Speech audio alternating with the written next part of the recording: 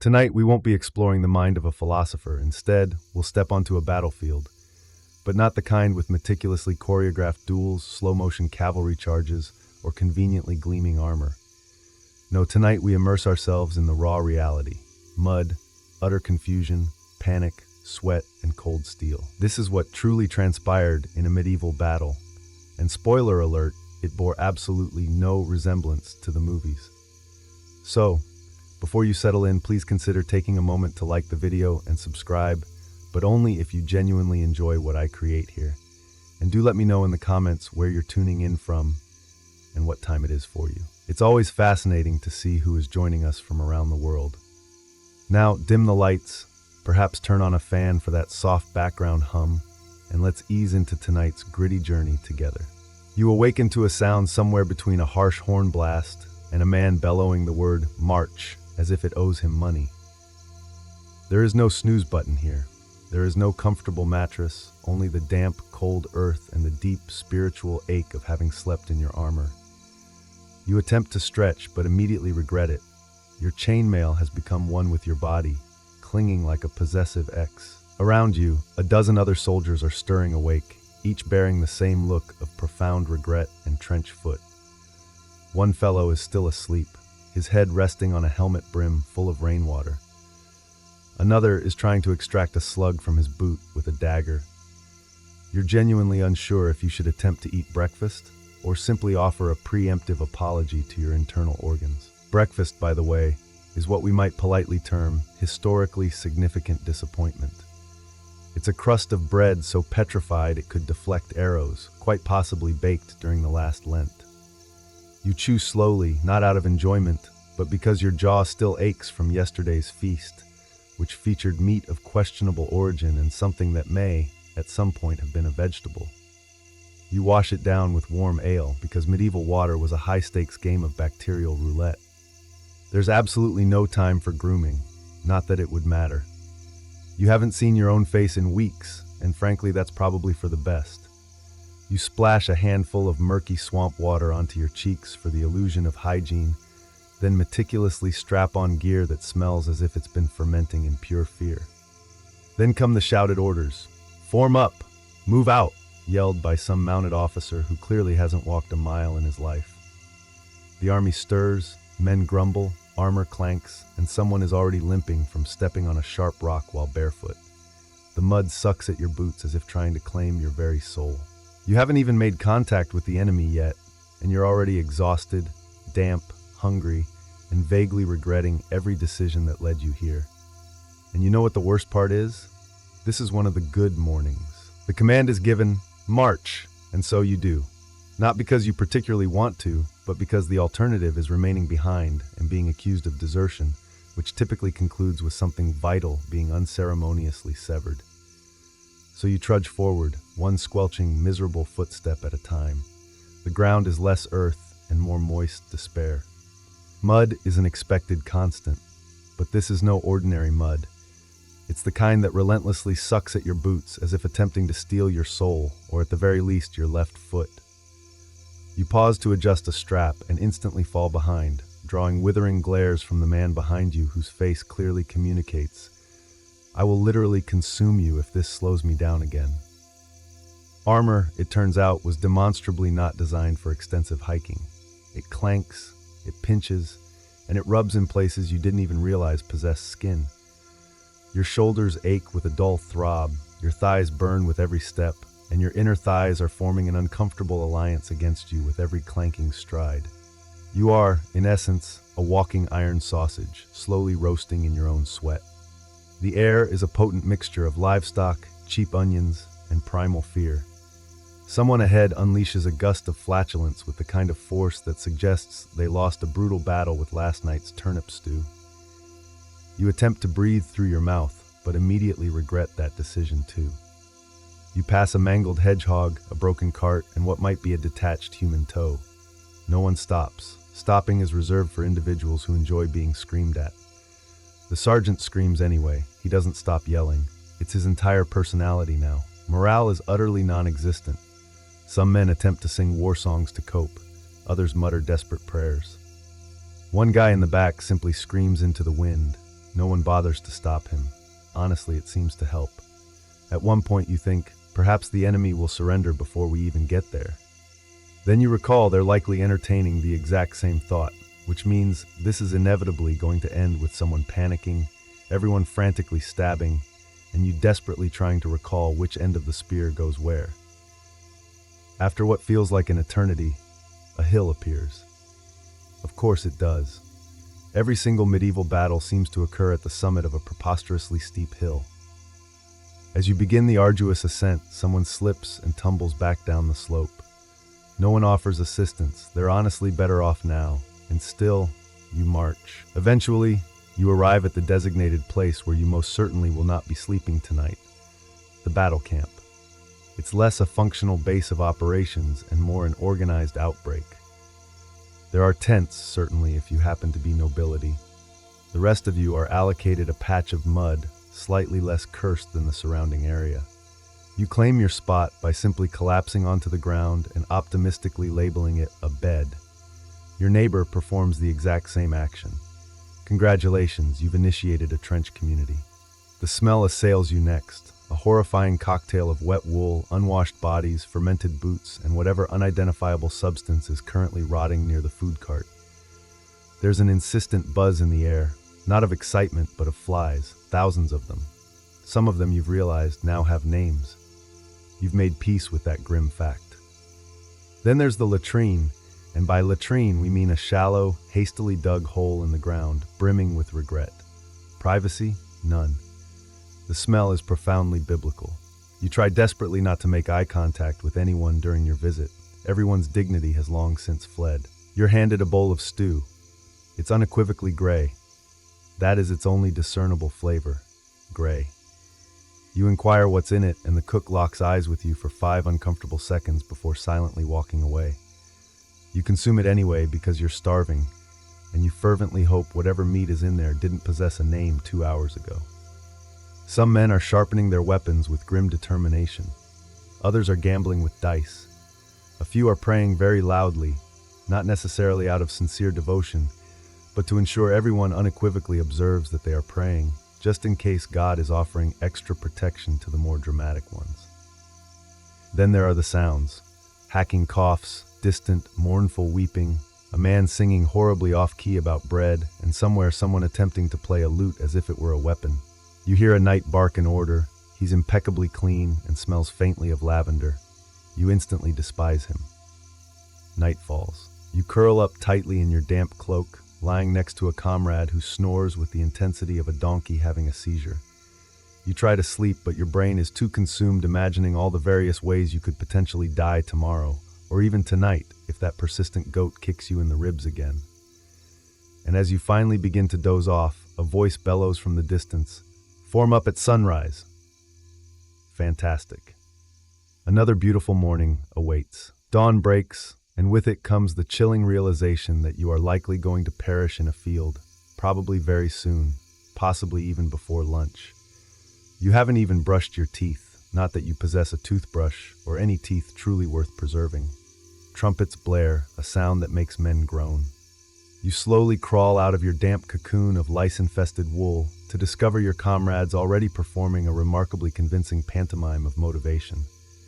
You line up, because standing in orderly rows somehow makes people feel marginally more in control of their impending doom. It's a complete lie, but it's one you can shuffle into with numb feet and profoundly questionable bowel control. And then he appears, the noble commander. A man clad in polished armor so immaculately clean it practically radiates light. He possesses that peculiar aura only people who have never been genuinely punched in the face tend to have. He surveys the assembled troops like a profoundly disappointed parent who has just discovered you joined the losing side of a tavern brawl. He clears his throat. Everyone braces. It begins. "Men, today we fight for glory." He pauses for dramatic effect. Someone near you coughs up something vaguely alive. "For our king, our lands, our honor." The crowd murmurs, mostly from stomach cramps. Certainly not patriotism. "Look to your brothers. Look to your steel." You glance sideways. The man next to you is visibly trembling and has his helmet on backward. His steel is decidedly bent. "The enemy fears us." They probably don't. They're likely enduring their own general yelling the same thing, just in a different accent. If you die today, oh good, the cheerful part, you die as heroes. You suppress the overwhelming urge to raise your hand and meekly ask, "Can I die later? Maybe as a baker?" Then comes the obligatory section about God. God is on your side. This is somewhat reassuring, except you're fairly certain God has been quite busy smiting everyone equally this entire season. The speech concludes with a dramatic sword thrust skyward and a mighty shout of "Forward!" No one moves. A few guys blink. One guy sneezes. The shouting persists until someone finally shuffles forward, and the rest reluctantly follow. Not out of fervent conviction, mind you, mostly because standing still means the commander might single you out for a volunteer job, and you've heard precisely what happened to the last volunteer. Thus ends the pep talk. You are now spiritually prepared to panic with a singular purpose. So now it's time to form ranks, a noble phrase that conjures images of precision, discipline, and strategic order. What you actually get is a very confused clump of people vaguely facing the same direction, half of whom are still trying to properly secure their helmets. Some are holding weapons they literally just picked up 5 minutes ago. One guy is gripping a pitchfork. You're fairly sure he's just here by sheer accident. Your sergeant, who was probably a pig farmer 3 years ago, begins barking numbers. No one knows what they mean, but everyone nods as if they perfectly understand. "Front line, shield wall," he screams. "Second line, pikes forward." You follow his instructions, even though the man directly in front of you has his shield upside down and is using it to scratch his back. To your left is a guy with a spear twice his height who keeps inadvertently poking people. To your right is a man humming a battle hymn that may or may not just be Greensleeves with different lyrics. Directly behind you is someone breathing with the intensity of someone practicing dramatic dying noises in advance. You suspect he might not even be wounded, just mentally ready. The cavalry is off to one side, horses pawing the ground dramatically, knights sitting tall and pristine in full plate armor that cost more than your entire village. They look majestic. You, meanwhile, are standing in borrowed boots and chainmail that smells distinctly like someone died in it. Probably because someone did. There's a sudden order to move forward and tighten the line. This is significantly easier said than done, when every second man is stepping on someone else's foot, and the mud is threatening to swallow small soldiers whole. Your feet slide. Someone elbows you. Your shield is now inexplicably backward, and you simply lack the emotional energy to fix it. Then comes the relentless drumbeat, a slow, ominous thud that unequivocally signals to everyone that the battle is about to begin. Men start whispering fervent prayers. One man begins quietly sobbing. You pretend not to notice, mostly because you're too preoccupied making your own peace with imminent mortality.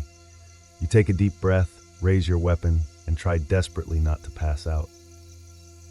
This is it. You're ready. Well, as ready as anyone in a crooked line of terrified peasants can ever be.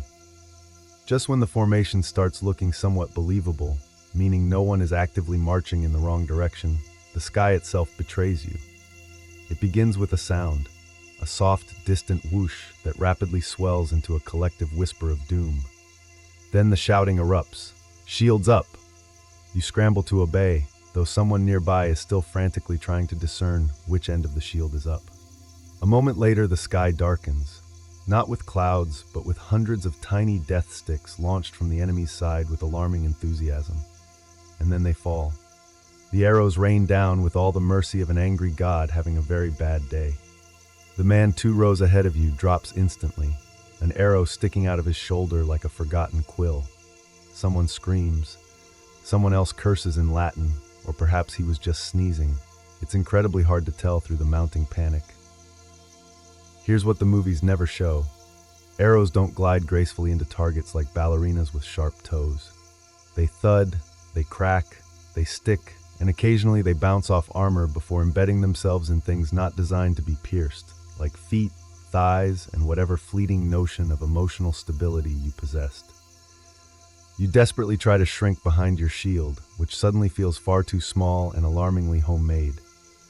An arrow clatters off it with a sharp metallic clang, and you immediately decide that this shield is now your absolute best friend. You mentally name it Gerald. You whisper fervent promises to Gerald that if you both survive, you'll never again utter a single disparaging word about its lopsided shape. To your left, someone is audibly cursing the archers.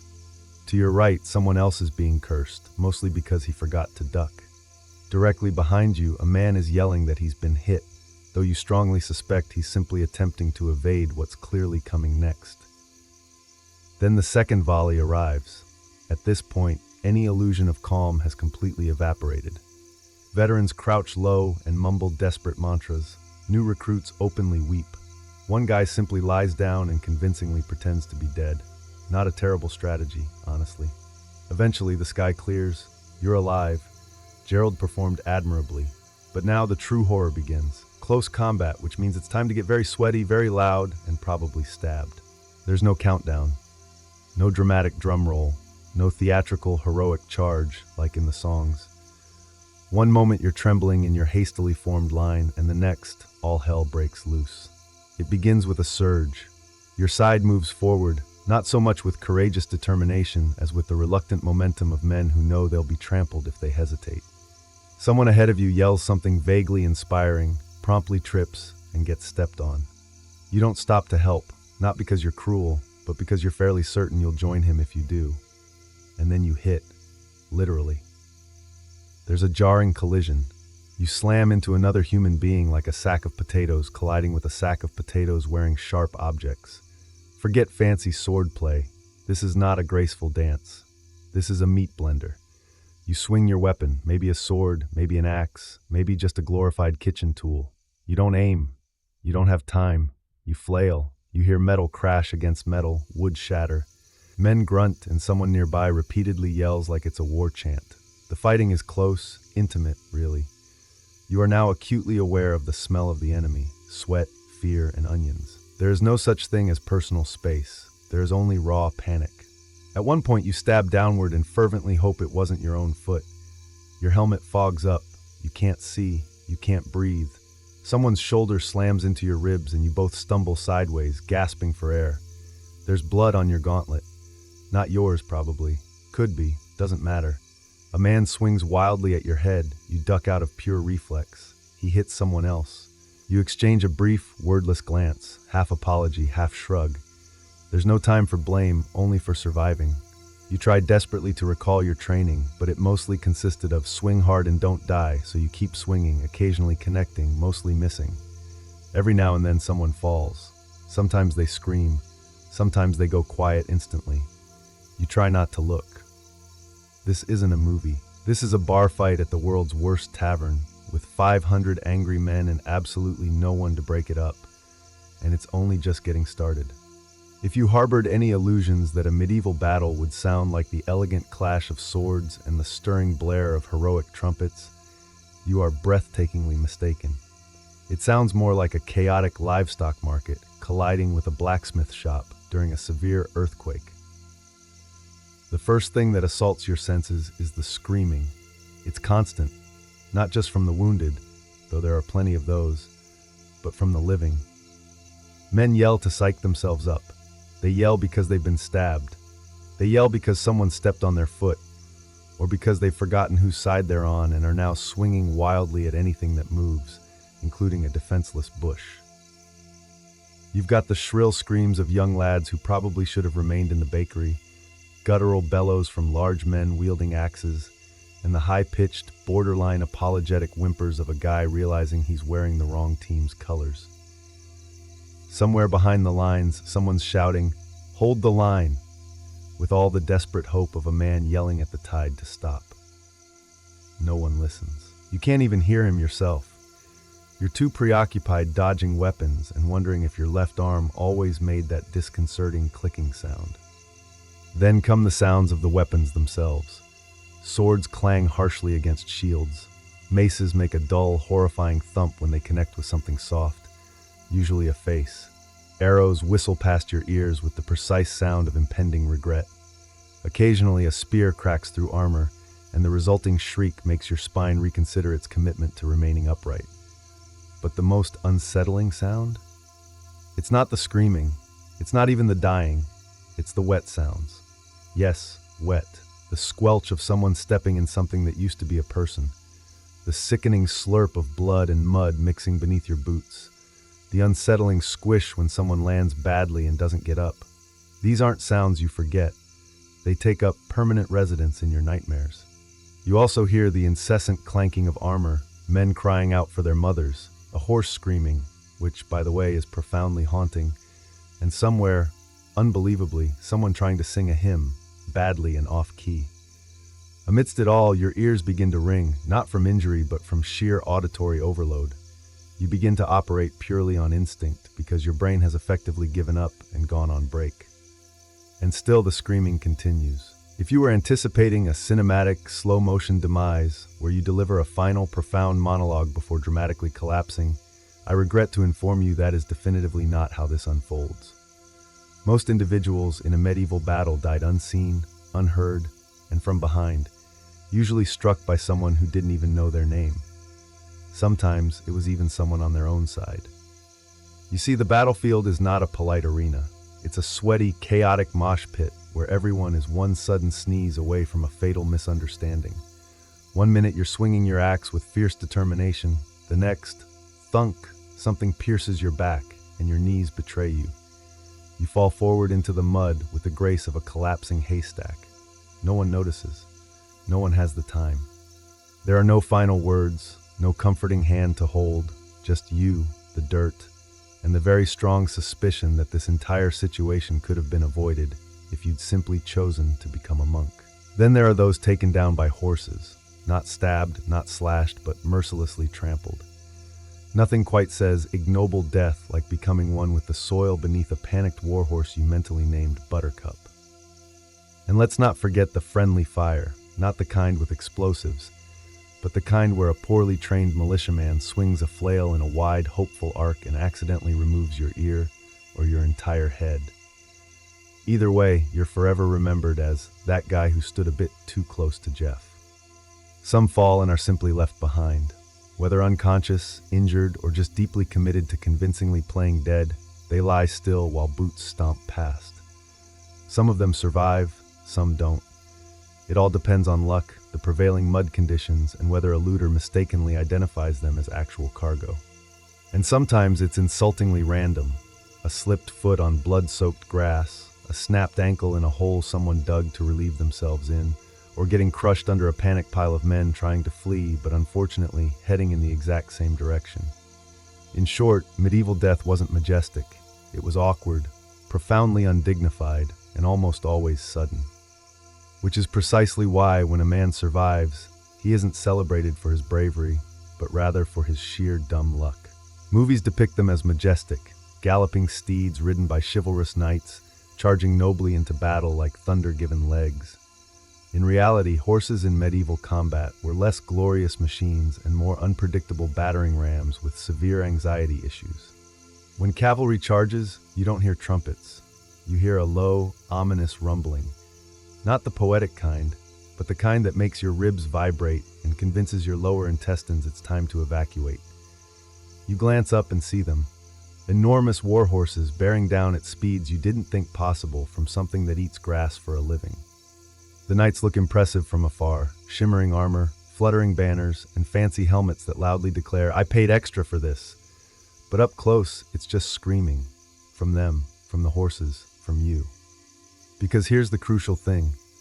Horses do not care about your formations. They do not respect personal space. And they absolutely do not distinguish between enemy and guy just trying to stay alive. If you're in their way, you are going to be flattened into something archaeologists will one day label regretful smear. One man gets run over entirely, disappears beneath hooves, and is never seen again.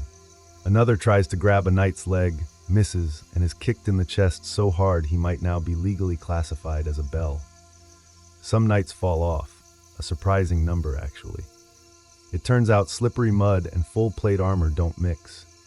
When they crash, the sound is somewhere between a pantry collapsing and a church bell being punched. They then lie there, like confused beetles, flailing and cursing as they desperately try to stand up before someone sticks them with something pointy. And don't think the horses are immune to chaos.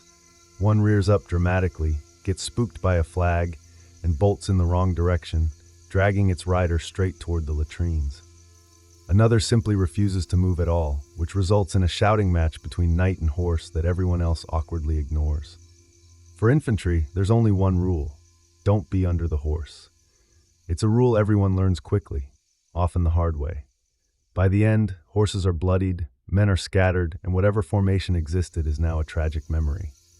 And the cavalry? They'll probably do it all again tomorrow.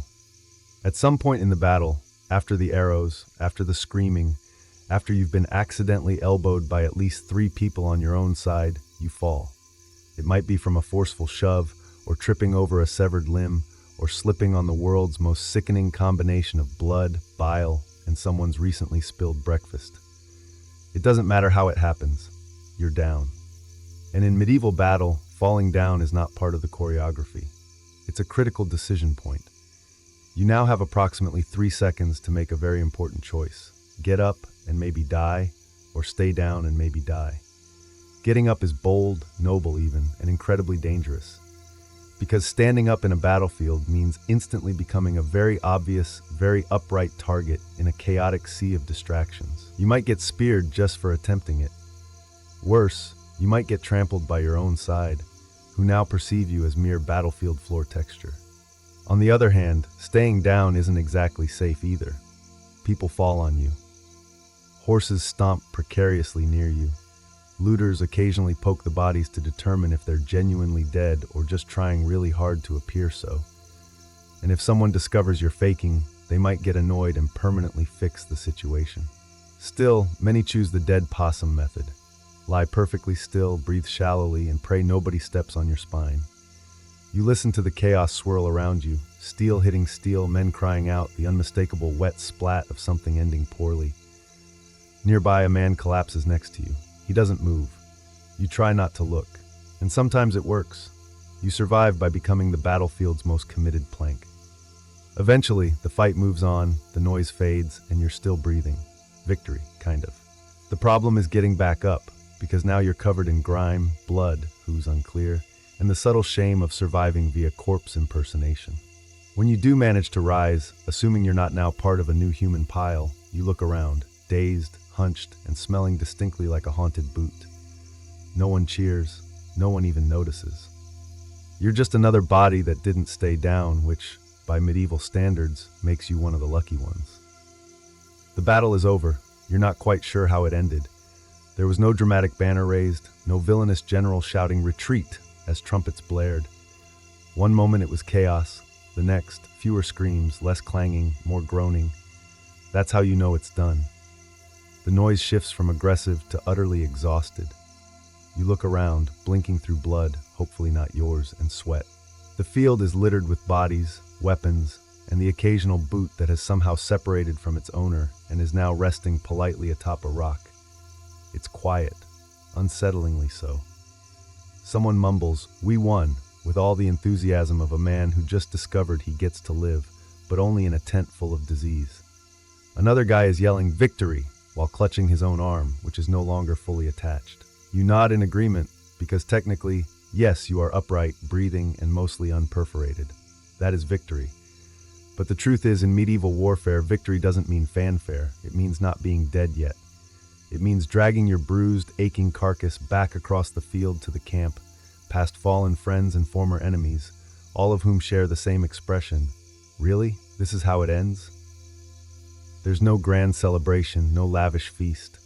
You might get half a jug of war ale and some bread that's more weapon than food. A priest mutters prayers over the fallen. A few men search corpses for anything useful. One guy finds a decent pair of boots and declares the day a triumph. Your commander, somehow still impeccably clean, delivers a speech about bravery and honor.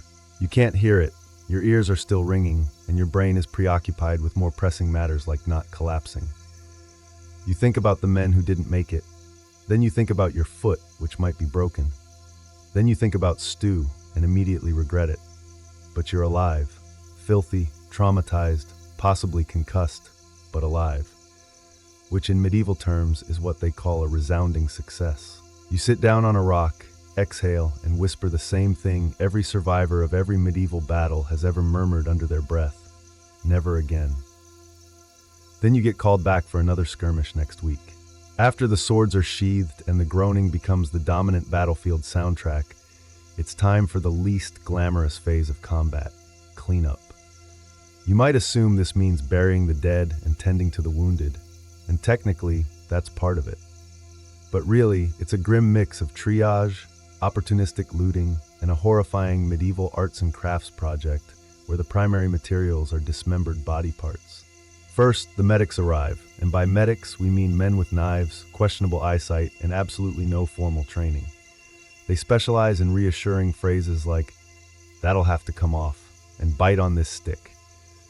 An experienced surgeon might use wine to clean your wound, a less experienced one might drink it first. You sit down with a sword gash on your thigh and the vague hope that it's not immediately fatal. The barber surgeon, yes, the same guy who normally trims beards, takes one look and says, "We'll see." Then he pulls out a needle that has been sterilized by simply waving it near a candle flame. You do your best not to scream, you fail loudly. Meanwhile, bodies are being dragged into haphazard piles. Some are covered, most aren't. You recognize a face or two, but you don't linger. The smell is becoming profoundly spiritual. Flies arrive en masse, eagerly anticipating the all-you-can-eat buffet. One lands on your open wound. You swat it, then realize that's probably the cleanest thing you'll experience today. Other soldiers are salvaging equipment, which is a polite euphemism for looting. They rummage through corpses for swords, helmets, shoes, anything not nailed down or still twitching. You don't judge, you do the same. You desperately need new boots, and Gregor doesn't need his anymore. Sorry, Gregor. Some men dig shallow graves, others light pyres. One guy just sits quietly with a blank stare and a javelin still protruding from his arm. You attempt to offer help. He declines. "It's mine now," he mutters. Wounds are roughly bandaged. Some reopen 5 minutes later. Infection is highly likely, amputation probable, and death optional, depending on how lucky you feel and whether the flies decide to take a particular interest. By nightfall, the battlefield has quieted. The living stumble back to camp, covered in mud, blood, and a growing suspicion that the worst is still yet to come. And technically, they're right. You've survived. Technically. You've stumbled off the battlefield with all your limbs mostly intact and just enough brain function to recognize your own boots, which may or may not have belonged to someone else this morning. Now it's time to rest. And by rest, we mean collapse somewhere vaguely dry and try desperately not to cry. Back in camp, everything smells worse somehow. The pervasive scent of sweat, blood, bad stew, and cooked horse flesh lingers in the air like an unspoken curse no one is brave enough to name. You find your spot, a patch of earth slightly less swampy than the rest, and lie down with the grace of a dropped sack of onions. Around you, wounded men groan. Some scream, one sings badly. Another prays to at least 3 different gods, just to be safe. A soldier nearby is cleaning his blade with his shirt, which he is still wearing. The cook is ladling out what might charitably be called food. You approach and receive something in a bowl that is legally not soup, but emotionally still counts. It has the consistency of regret and the color of don't ask. You eat it. You have no shame left. That was lost somewhere between the 5th arrow volley and witnessing a man get slapped to death by a disoriented warhorse. You try to sleep. It doesn't work. You're too sore, too rattled, and the guy next to you has started snoring with the intensity of a church organ tumbling down a hill. You shift positions 12 times and end up slightly wetter than when you started. You stare at the stars and wonder what profound transgression you committed in a past life to deserve this one. Occasionally, someone limps in from the darkness, dragging a sword and muttering something about next time. There won't be a next time. There's always a next time. Your commander walks through camp feigning concern. His armor is still gleaming. He's not bleeding. You despise him a little more. And yet you're alive. Your body is one massive bruise. Your brain feels like it's been boiled in onion ale. But you made it. This is what passes for downtime in medieval warfare. Tomorrow, the cleanup continues. Or worse, marching again. Surviving a medieval battle doesn't earn you profound peace. What it does earn you is a seat around the flickering campfire, a lukewarm mug of something vaguely alcoholic, and the undeniable right to start rewriting history before your bruises have even fully formed. This is how it always concludes. Not with a noble ceremony or a bard singing soaring songs of your heroism. No, it ends with a group of filthy, traumatized men huddled on damp logs, trying to one-up each other with stories that grow increasingly questionable by the minute. You listen as a man swears he personally vanquished 6 knights with nothing but a frying pan. Another claims he caught an arrow mid-air and miraculously hurled it back. Someone else insists he faced off with a war elephant in France, where, crucially, there are no elephants. You nod, you sip, you embellish your own tale a little too. In your version, you didn't trip over a corpse and scream. You strategically repositioned. The part where you desperately tried to crawl into a shrub to avoid cavalry now becomes a stealth maneuver. You wisely omit the moment where you begged a squire to hold your hand during the arrow storm, because everyone here is engaging in the exact same practice, transforming trauma into convenient legend. It's not about ego, it's about survival. If you can laugh about it, perhaps it didn't scar you permanently. If you tell the story well enough, perhaps it will drown out the actual horrifying memories. The stench of burnt flesh, the vacant look in a dying man's eyes, the sickening sound of metal hitting bone. By now, someone's roasting a questionable piece of meat, and no one is asking any questions. Laughter bubbles up, dry and slightly desperate. A man plays a lute that's missing 2 strings. The tune is off, but no one cares. A woman, a camp follower, patches a sleeve and hums as if the world beyond the fire's glow simply doesn't exist. You stare into the flickering flames and think, you lived through it. Barely. Accidentally. Miraculously. Soon you'll be on the road again, off to another fight, another glorious encounter. But for now there's warmth, there's bread. There's the rough camaraderie of men who know precisely how much of your story is false, because theirs is too. And for one night at least, that's enough. Centuries before the Great Wall became a continuous monument slicing across northern China, the landscape was a chaotic checkerboard of rival kingdoms, each consumed by their own ambitions and pervasive anxieties. This was the Warring States period, a time of relentless conflict when 7 powerful states fiercely clawed and bled for dominance over the Chinese heartland. These kingdoms, constantly at odds with one another, had little reason to cooperate. Instead, they erected individual walls, local, makeshift defenses built from tamped earth, stones, and timber. These early fortifications were not part of some grand unified plan. They were desperate measures, the equivalent of drawing a line in the sand and daring a rival to cross it. More than mere barriers, they were powerful statements of power. This is mine, try and take it. But it wasn't just rival kingdoms they feared. To the north, beyond the cultivated fields and river valleys, roamed nomadic tribes, the Xiongnu chief among them. These were skilled horsemen who moved like ghosts across the steppes, raiding and vanishing before retaliation could even be organized. These raids weren't just inconvenient, they were existential threats, livestock stolen, villages burned, and crucial trade routes severed. The scattered states had little choice but to try and wall off the wild. The earliest of these regional barriers stretched for miles, but they were fragile, hastily constructed with rammed earth or layers of brush and mud. Some were reinforced with wooden stakes or crude stone blocks, but few were built to last. What they lacked in permanence, they compensated for in sheer manpower. Tens of thousands of peasants, conscripts, and prisoners were forced into the grueling work, often with no choice and no rest. These isolated walls were frequently poorly maintained, crumbling in the face of time and harsh weather. Still, they represented the inception of an idea, that China's northern frontier could be tamed, not through negotiation or diplomacy, but through sheer will and persistent wall building. No single king at this time envisioned the Great Wall as we recognize it today. That dream of unification, of a singular barrier stretching across the spine of China, would emerge later with the rise of an emperor who craved not just power, but eternal legacy in stone.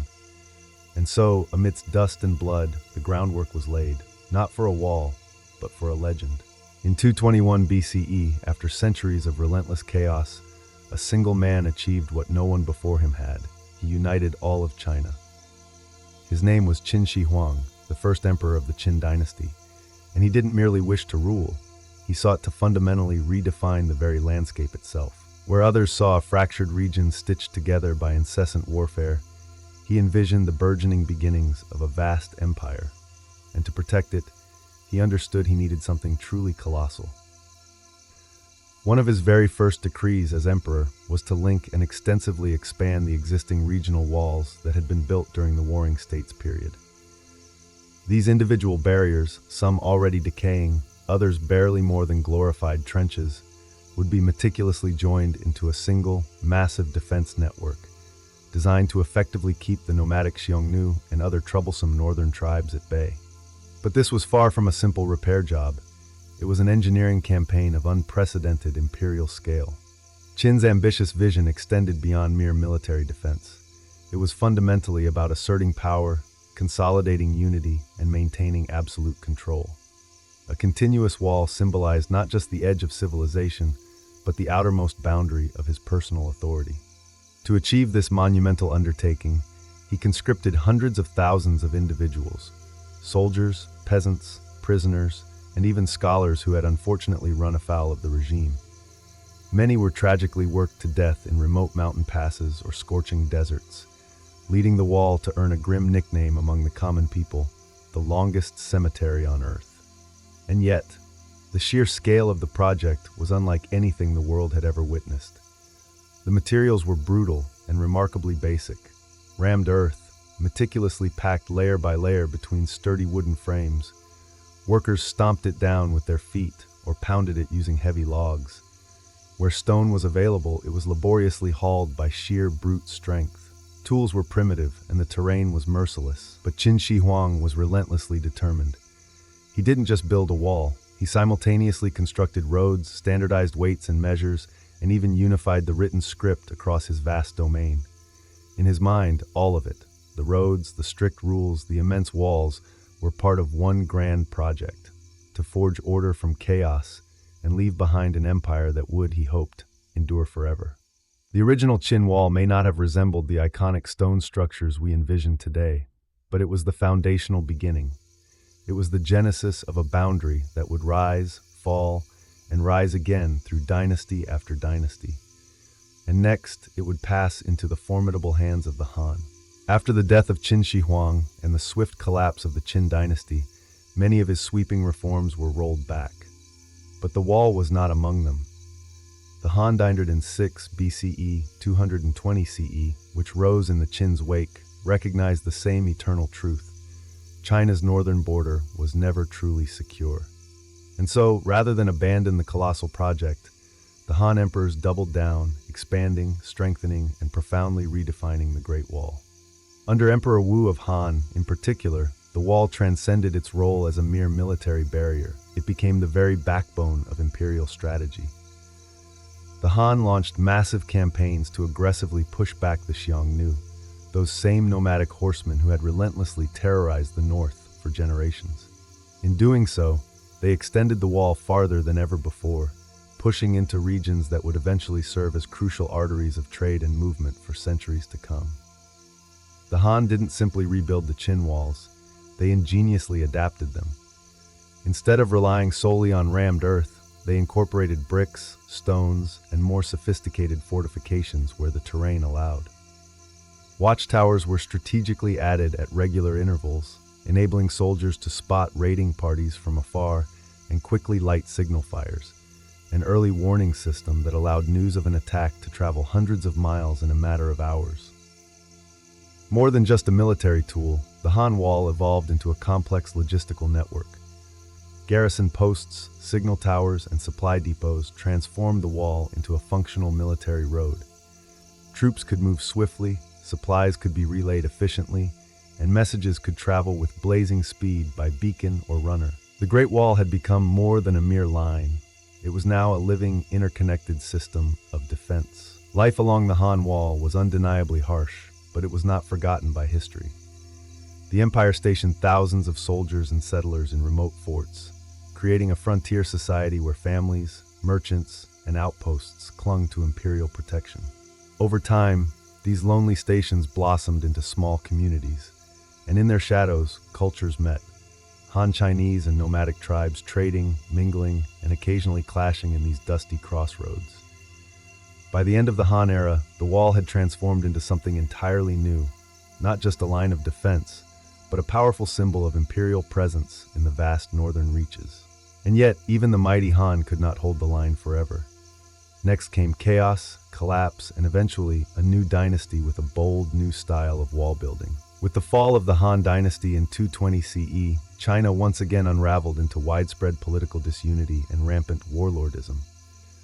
What had been a powerful, centralized empire splintered into rival kingdoms during the Three Kingdoms period, followed by centuries of profound instability. And as the emperors fell, so too did the strategic priority of the Great Wall. Many extensive stretches of the Han and Qin walls crumbled into dust. Neglect, erosion, and systematic looting took their relentless toll. Station outposts were abandoned, watchtowers collapsed, and in many regions the wall became less a physical structure of defense and more a buried memory, half swallowed by shifting sands and creeping vines.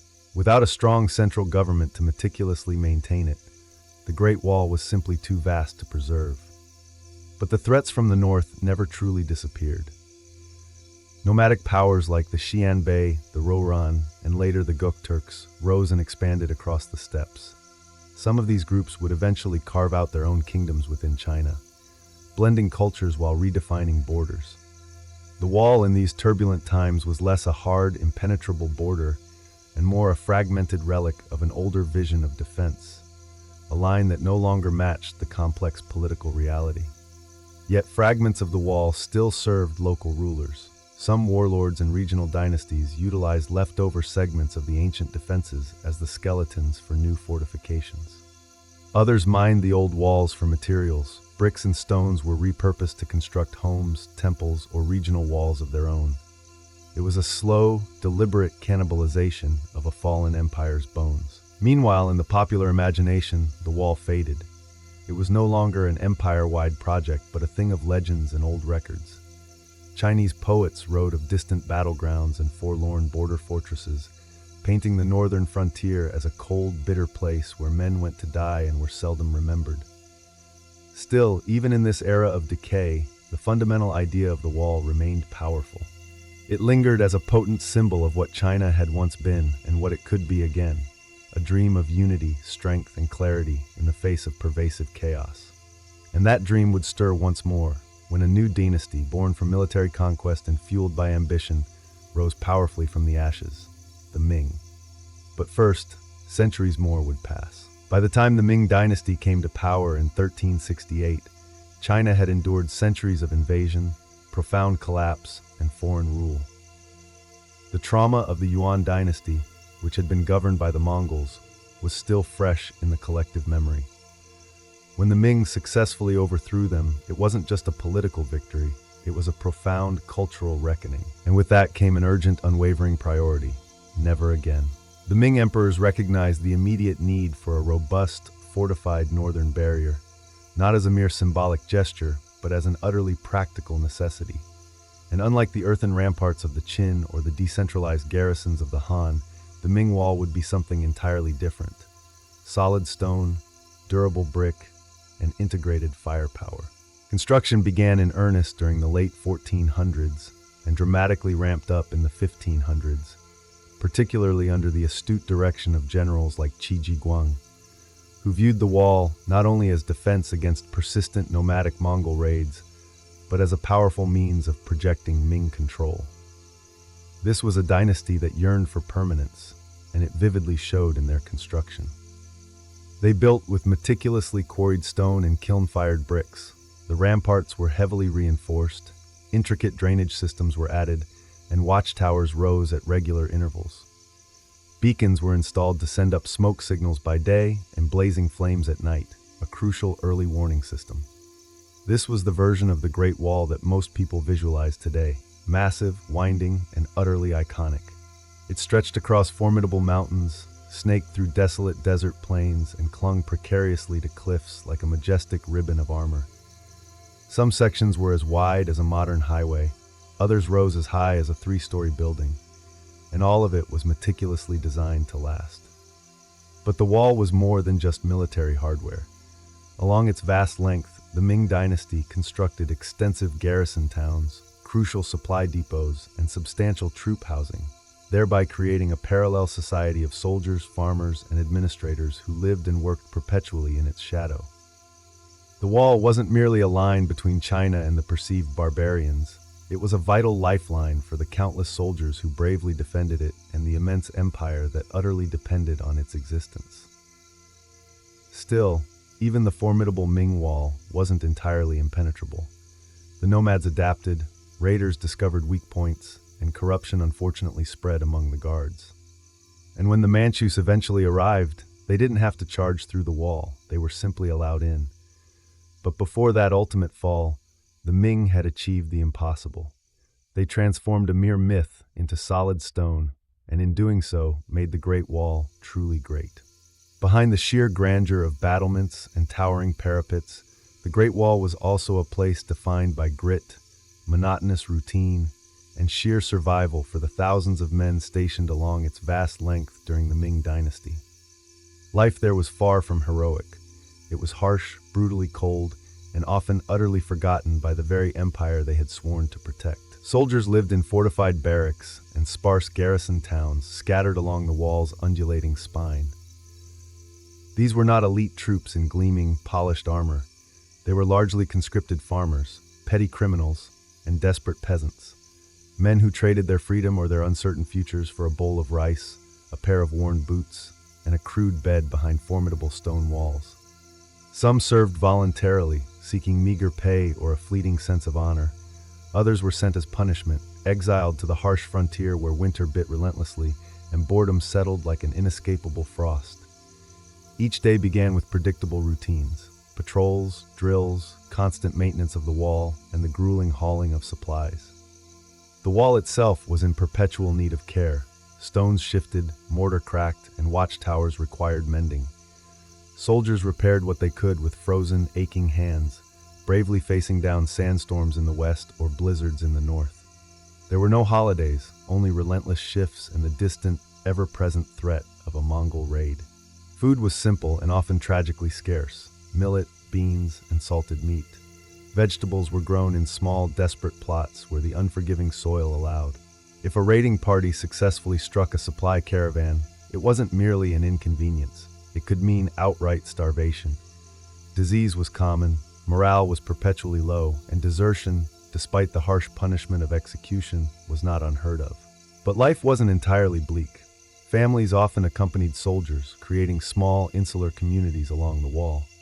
Children were born in its vast shadow. Merchants traveled between garrisons, trading wine, cloth, and vital gossip.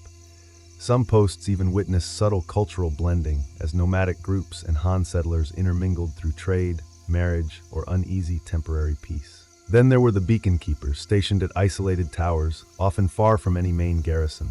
Their solemn job, to constantly watch the horizon. A column of smoke by day, a blazing fire by night, that was the critical signal. Fast, simple, and terrifyingly urgent. These men lived alone or in pairs, surrounded by nothing but profound silence and an endless sky. To live on the Great Wall was to exist between worlds, between empire and untamed wilderness, between grand myth and harsh reality. These were the invisible lives that tirelessly kept the wall standing. Not emperors, not mighty generals, just ordinary people with calloused hands and perpetually cold feet.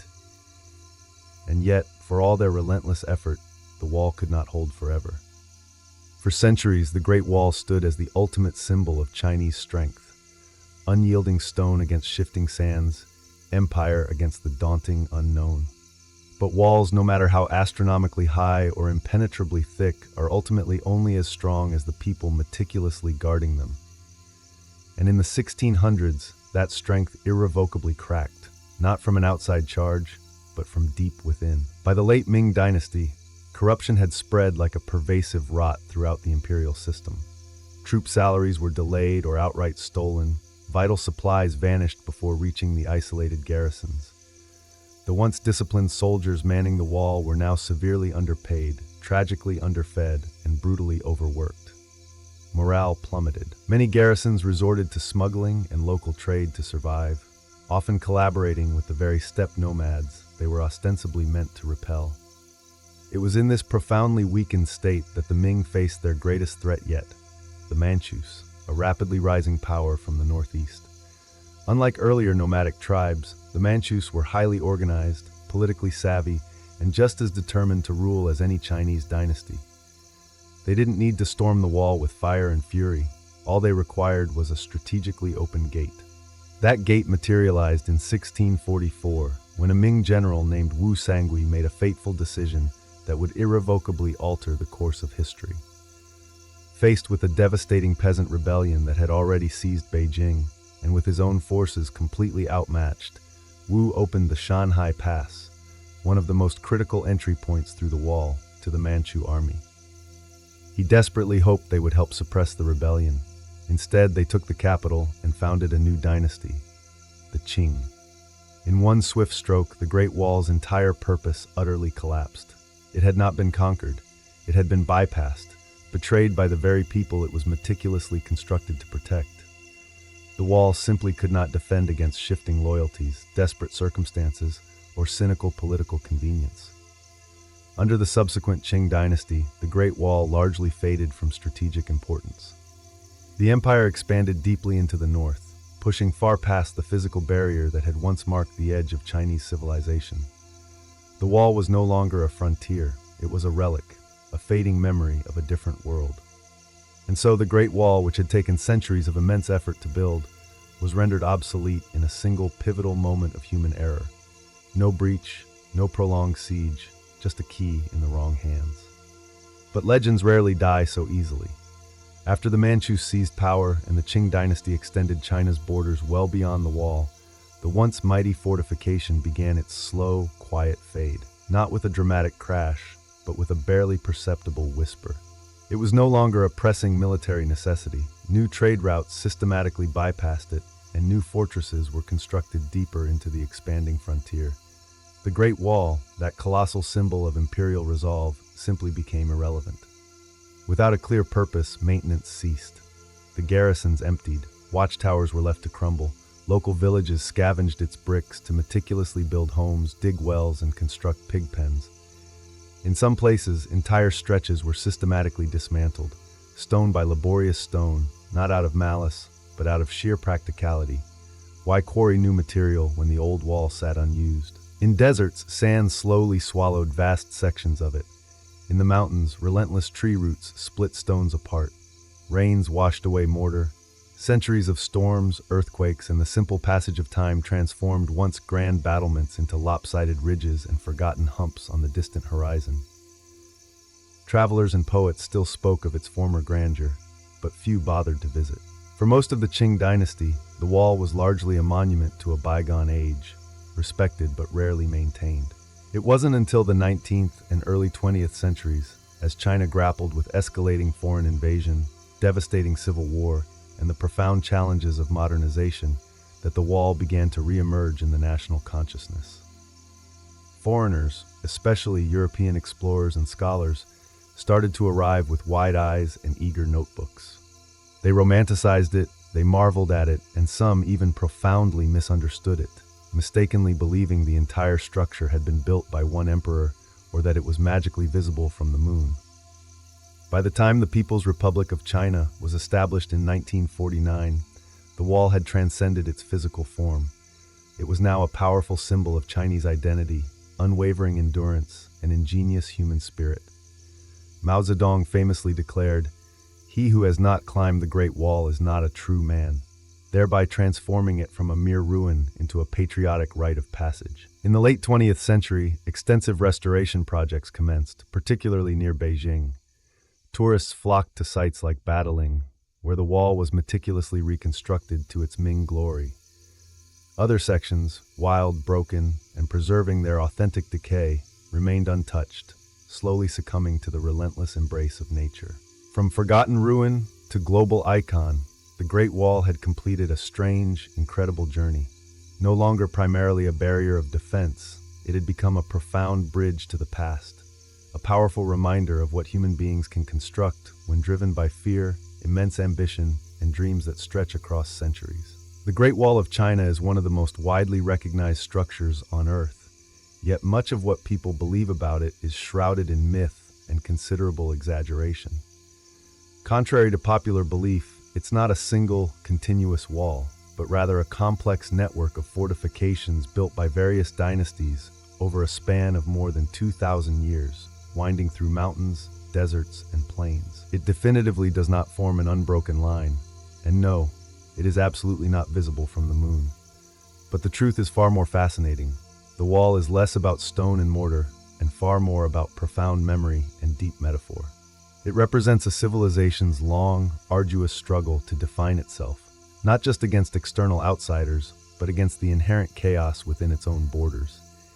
It tells a compelling story of emperors obsessed with imposing order, of peasants compelled into backbreaking labor, and of generals whose legacies were measured not primarily in military victories, but in feat of arduous construction. It is the tangible product of an ambition so vast, it literally left a scar visible from the sky. Throughout China's rich history, the wall has held vastly different meanings for different people. To emperors, it was a potent symbol of control. To soldiers, it was a harsh prison of unending duty. To poets, it was a lonely, desolate place echoing with the wind and the profound weight of separation. And to modern China, it has become an immovable cultural anchor, a powerful reminder of national endurance, strength, and unwavering pride. Millions of tourists now visit, hiking restored paths and posing beside ancient watchtowers. They are drawn not just to the breathtaking view, but to the powerful myth, the awe-inspiring idea that human hands could shape something so immense, so defiant, that it would outlast kingdoms, dynasties, and even time itself. And in many profound ways, it truly has. Yet, large portions of the wall remain in ruins. Over 30% has already disappeared, either eroded naturally or systematically dismantled. Preservation is now a desperate race against relentless weather, unchecked development, and persistent neglect. The fundamental challenge today is not to build the wall, but to remember and diligently protect what remains, to preserve a past that stretches over continents and centuries. In the end, the Great Wall was never truly about keeping enemies out. It was about drawing a clear line between civilization and untamed wilderness, between a flourishing empire and pervasive uncertainty, between what was known and what was fiercely feared. And in doing so, it became something far greater than mere defense. It became an enduring legend. Stone by stone, story by story, the wall still stands, not just physically in the hills of northern China, but vividly in the collective imagination of the entire world. The year was 1860, and America was a country teetering on the brink of both greatness and devastating collapse. With the ominous rumble of civil war on the horizon and gold fever gripping California, one thing was painfully clear. The United States was expanding faster than its communication lines could possibly keep pace. The East Coast was already buzzing with nascent telegram wires and rapidly expanding railroads, but the West, it might as well have been another continent. Sending a letter from St. Joseph, Missouri, to Sacramento, California, could take 3 to 4 weeks on a good day. That was, of course, assuming the stagecoaches weren't held up by snow, bandits, or the casual collapse of a rickety bridge. And in a country deeply obsessed with the concept of manifest destiny, waiting a month to hear if your shipment of gold had arrived or whether Lincoln had been nominated was simply unacceptable. The government had attempted various alternatives, steamships navigating around Cape Horn or via the Panama Isthmus, both risky, expensive, and painfully slow. But the West urgently needed real-time updates, not news that was already outdated by the time it arrived. What the country truly needed was speed, and preferably something that didn't involve a 6-month cruise around South America. Enter the Pony Express, a bold, reckless, and some might argue wildly impractical idea. The core concept was strikingly simple. Establish a chain of young, lightweight riders on horseback racing day and night across nearly 2,000 miles of rugged, unforgiving terrain. Relay stations would be strategically placed every 10 to 15 miles. Fresh horses swapped in mere minutes, and absolutely no one stopped. Rain, snow, or arrows be damned. Letters would now travel from Missouri to California in under 10 days. It sounded utterly insane, but then again, so did building a transcontinental railroad, and look how that turned out. This wasn't merely about delivering mail. It was about proving that the vast American frontier could be conquered with sheer grit, unwavering courage, and an abundance of saddle sores. It was about symbolically shrinking a sprawling, chaotic country into something that felt just a little more connected. And at the center of it all stood a ragtag team of shrewd businessmen, audacious teenage riders, and weary station masters about to make history on horseback. But as swiftly as it rose, the Pony Express would soon find itself racing against something it couldn't possibly outrun: the speed of light itself. The masterminds behind the Pony Express weren't wild cowboys or government officials. They were shrewd businessmen, ruthless, ambitious, and perhaps a touch desperate. William H. Russell, Alexander Majors, and William B. Waddell were already deeply entrenched in the overland freight business. They managed crucial supply lines to army posts across the vast West, transporting everything from barrels of flour to heavy military cannons through challenging Indian territory and barren plains. But government contracts were dwindling, and the economy was precarious, so they did what all great capitalists do when cornered: they gambled. Their audacious new plan: launch the fastest mail service in American history and secure a lucrative government deal to make it profitable. They officially named it the Central Overland California and Pikes Peak Express Company, which, let's be honest, doesn't exactly roll off the tongue. The newspapers and the public quickly bestowed upon it a far more thrilling name: the Pony Express. This wasn't just a logistical venture. It was an all-out sprint across what felt like hell itself. The route stretched nearly 2,000 miles from St. Joseph, Missouri, to Sacramento, California, cutting directly through the unforgiving heart of the American wilderness. There were formidable mountain passes in the Rockies that had swallowed entire wagon trains whole, and desolate deserts in Nevada where horses could collapse within hours. Yet Russell and company were utterly convinced they could make it work. They constructed over 150 relay stations, hired approximately 80 riders, and purchased 400 of the toughest, fastest ponies money could buy. Their initial goal was highly symbolic: deliver Lincoln's inaugural address to California in record time. The plan was a daring PR stunt, but also a direct challenge to the burgeoning telegraph and the established stagecoach, two giants of 19th century communication. They launched the inaugural ride on April 3, 1860. A considerable crowd gathered in St. Joseph to witness the first rider bolt out of town with a mail pouch slung over his saddle. Cheers erupted. A legend was born. Behind the scenes, the company was hemorrhaging money. Stations had to be consistently manned, horses fed, riders paid, and equipment constantly replaced. But no one cared about the financial books yet. All eyes were fixed on the trail. Could this audacious experiment actually succeed? What followed wasn't just fast. It was a blur of raw courage, relentless chaos, and wild improvisation. Riders raced through blizzards, dodged ambushes, and sometimes even crossed rivers that were still partially frozen over. They weren't just carrying mail, they were carrying the profound promise of a united country. And for a brief, shining moment, it miraculously worked. The Pony Express had one primary, somewhat unsettling requirement for its riders. They had to be exceptionally young, ideally orphans.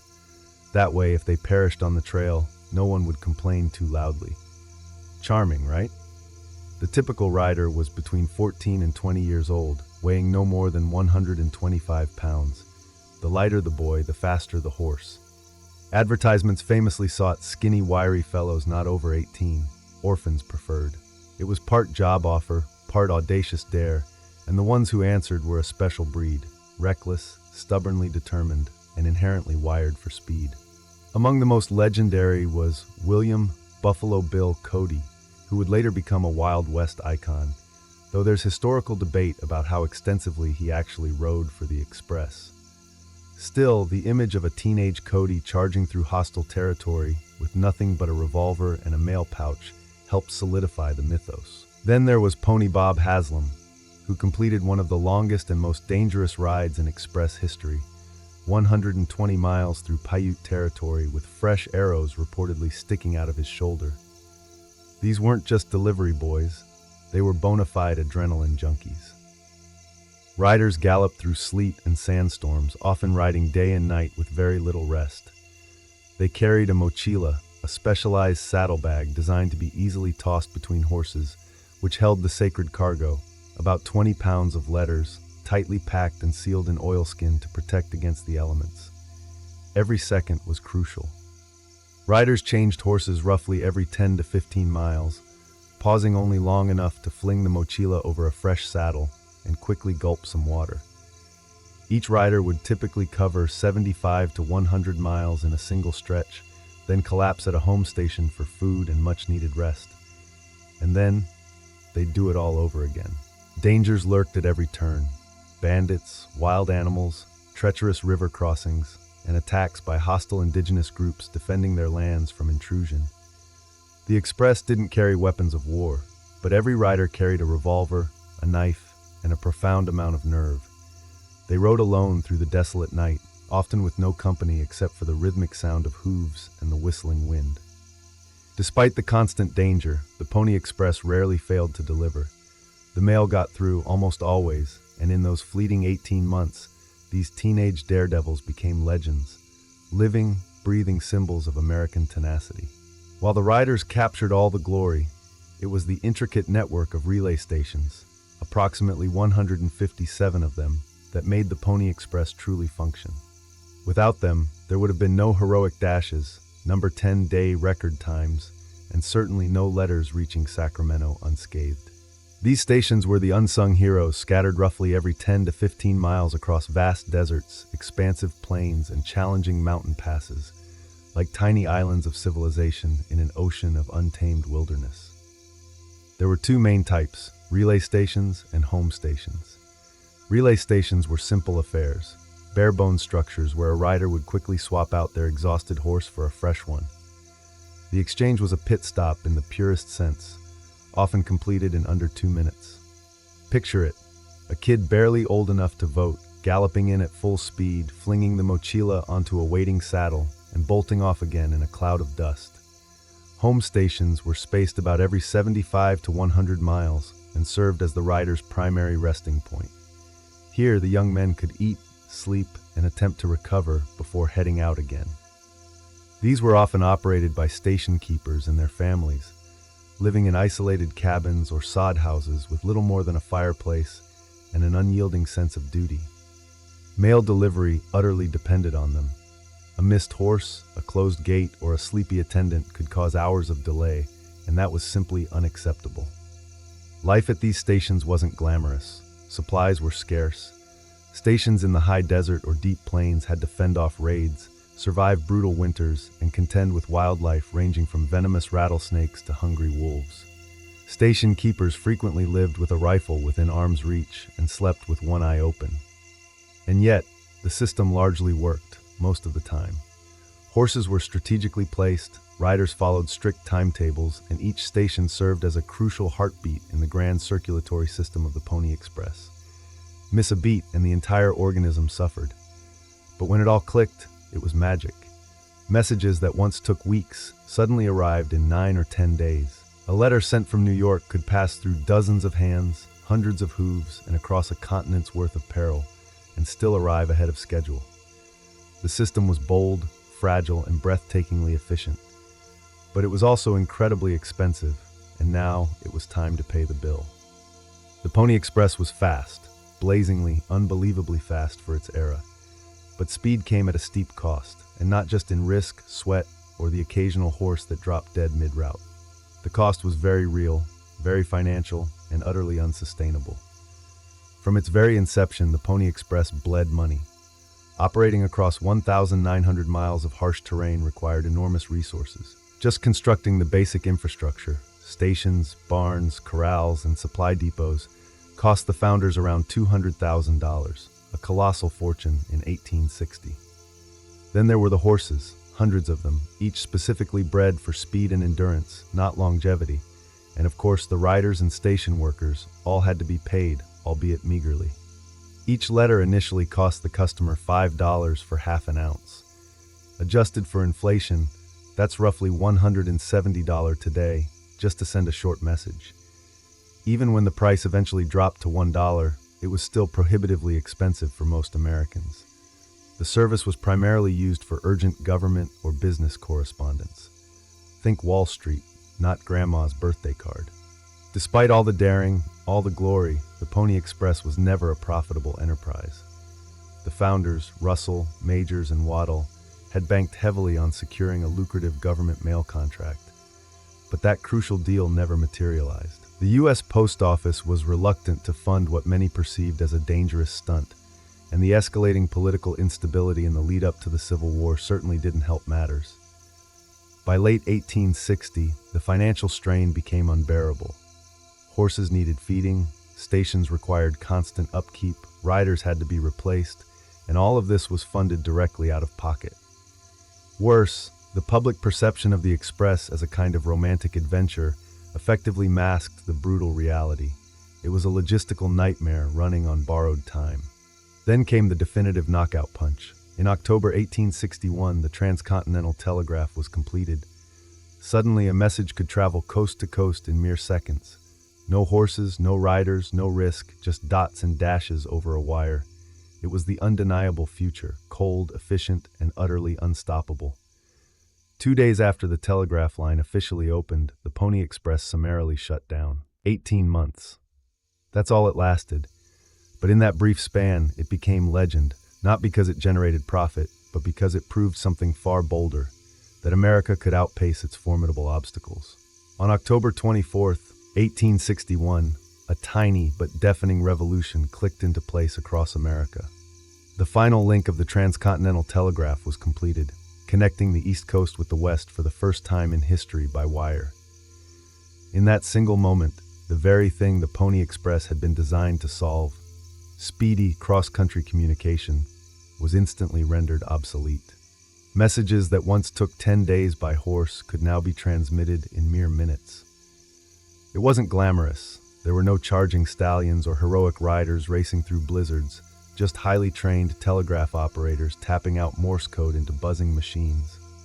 But it worked, and it worked far better than anyone had expected. For the Pony Express, it was like trying to outrun lightning. You could be the fastest courier alive, but you simply couldn't beat the raw efficiency of electricity traveling down a copper wire. 2 days after that telegraph line was completed, the Pony Express officially folded. No dramatic finale, no farewell ride, just silence. Ironically, it was the same silence left behind after the last Morse signal went out each night. For Russell, Majors, and Waddell, it was a complete financial disaster. They had poured everything into the business, desperately hoping to secure that elusive government contract, but the government, now entirely enamored with the telegraph, saw little use for a horse-based mail system. The company was dissolved, its assets sold off, and its founders faded into bankruptcy or obscurity. And yet, for all its speed and undeniable progress, the telegraph didn't inspire the same kind of emotional resonance. You couldn't paint it in heroic brushstrokes. There were no ballads about clicking dots and dashes. The Pony Express, despite its financial failure, possessed the better story. Its riders became legends. Their exploits were retold in dime novels, stage plays, and eventually, classic Western films. Even Buffalo Bill, whose actual involvement with the Express was likely exaggerated, built an entire career on the back of that legend. So while the telegraph won the race, the Pony Express definitively won the myth. It represented a final romantic gasp of old-world adventure before America truly became wired, mechanized, and thoroughly modern. Though the Pony Express galloped into history in just 18 months, its legend would outlive its brief lifespan by more than a century.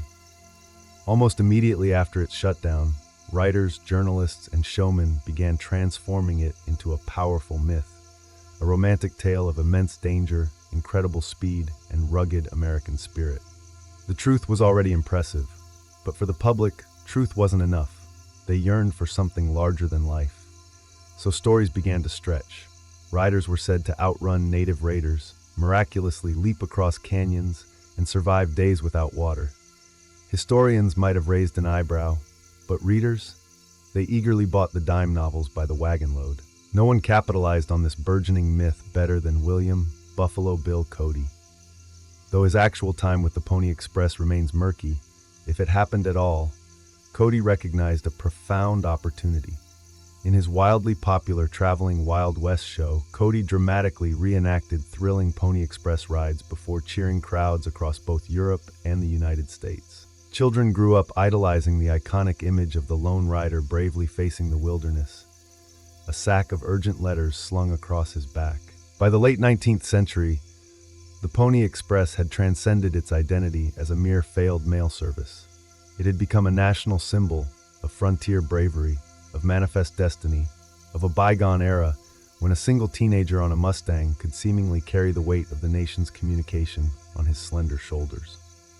Towns along the original route began commemorating the stations. Statues of galloping riders were erected in town squares, plaques were placed. In St. Joseph, Missouri, and Sacramento, California, historical markers proudly declared, "Here began the Pony Express." School children were taught about the riders as if they were founding fathers on horseback. And Hollywood, of course, came galloping in. Silent films, television shows, and countless westerns featured exaggerated but undeniably lovable versions of the Express, often completely ignoring how brutal, short-lived, and economically disastrous the real thing had been. Still, the romantic appeal endured. And perhaps it's because the Pony Express tapped into something timeless. The enduring idea that sheer determination and raw grit could overcome impossible odds, that youth and courage still profoundly mattered, that even in the face of rapidly advancing technology, there was still a sacred space for the human spirit to shine, if only briefly. So, even as the telegraph wires hummed overhead, and later telephone lines and satellites followed, the powerful image of a young rider tearing across the plains never quite faded from the American imagination. The Pony Express didn't just deliver mail, it delivered a myth, a blueprint, a rugged silhouette of what Americans desperately wanted to believe about themselves. In a country stitched together by immense ambition and calculated risk, it became the perfect story, bold, brief, tragic, and utterly brimming with speed. At its very heart, the Pony Express captured a uniquely American fantasy, that one determined individual, with enough courage and sheer grit, could shoulder the immense burden of a vast nation on their back. A teenage rider, braving relentless storms and whistling arrows, symbolized not just frontier grit, but a youthful, defiant spirit against the impossible. It wasn't about mere efficiency, it was profoundly about heart. As the 20th century dawned and America fully entered the industrial age, that cowboy on a mission energy transformed into a kind of potent, nostalgic fuel.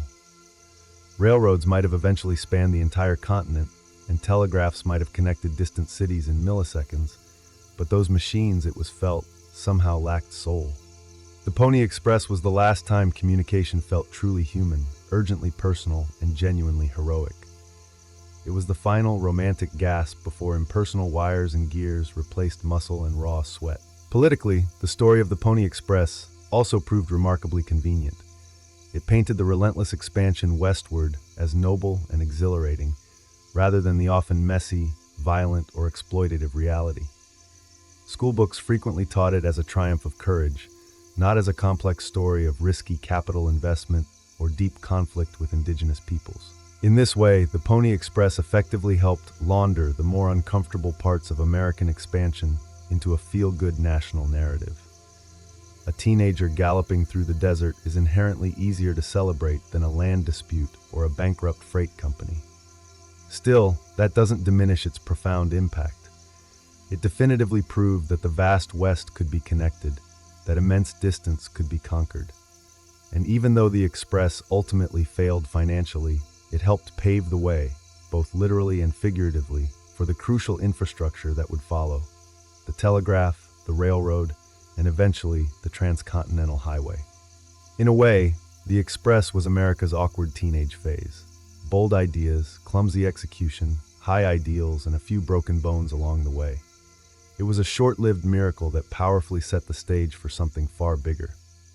And even now, when modern communication happens with a mere tap, there's still something deeply stirring about a lone horseman galloping into the unknown. Because somewhere, buried deep in the dust, is the enduring reminder that progress once arrived on four legs and raw nerve.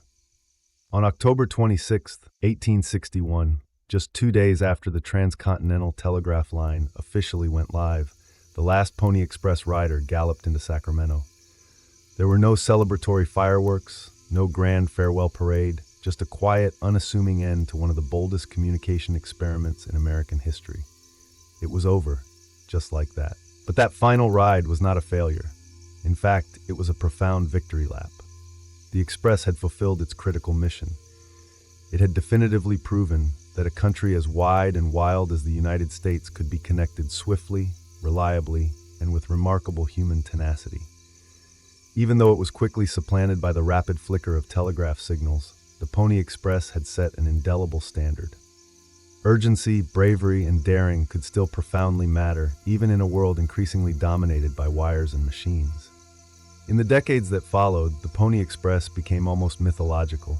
Statues of galloping riders were erected in town squares, reenactments were performed every July, postal stamps commemorated its brief, breathless run, and historians, sometimes amused, sometimes genuinely in awe, continued to revisit those pivotal 18 months that fundamentally changed how America perceived itself.